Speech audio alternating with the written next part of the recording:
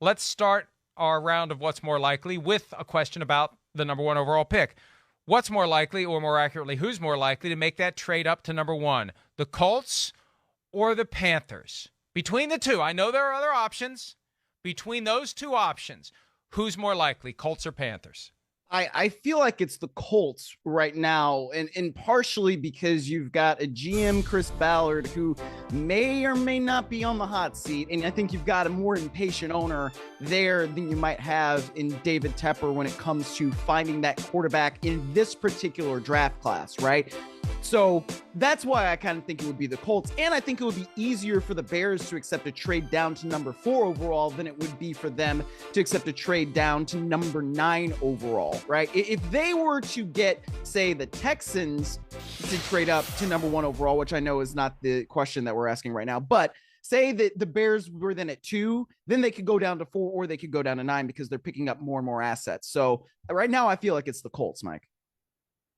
I'm fascinated by the possibility, as I said earlier this week, of the Bears going down to 2 with the Texans, 4 with the Colts, and then as far as 9 with the Panthers, because Ryan Poles, the GM of the Bears, told Peter King over the weekend they've got 6 or 8 guys that they have that blue rating on, guys that will come in and be impact players. And if 4 quarterbacks get taken before you pick at 9, do the math. One of those guys is available because one of those players you want isn't a quarterback. So right. I could see multiple trades. Between the two, it's funny.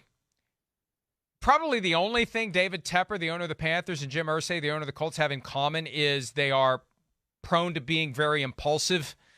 Because I could see Tepper, after years of trying to get a franchise quarterback and none of them want to play for the Panthers, finally saying, the hell with it, we're going all in. Hedge fund manager, I'm making my big bet. Let's go to number 1. I could see him doing that, and I could see Irsay doing it. He was already blabbing about Bryce Young during the Shane Steichen introductory press conference, I'm sure to the dismay of Chris Ballard. So yeah. I think they both are going to be tempted to do it. I think the Colts are more likely because you don't have to go as far to get there. The farther you have to go, the more it's going to cost. I could see the Panthers striking 5, 6, 7 range, 5 or 6 specifically, because I don't think the Seahawks are taking a quarterback. I think they're going to talk about taking a quarterback, so they'll get the Raiders at 7, Falcons at 8, Panthers at 9 to come up, because they may think all we have to do is go to 6 to cut the line in front of the quarterback potential needy teams.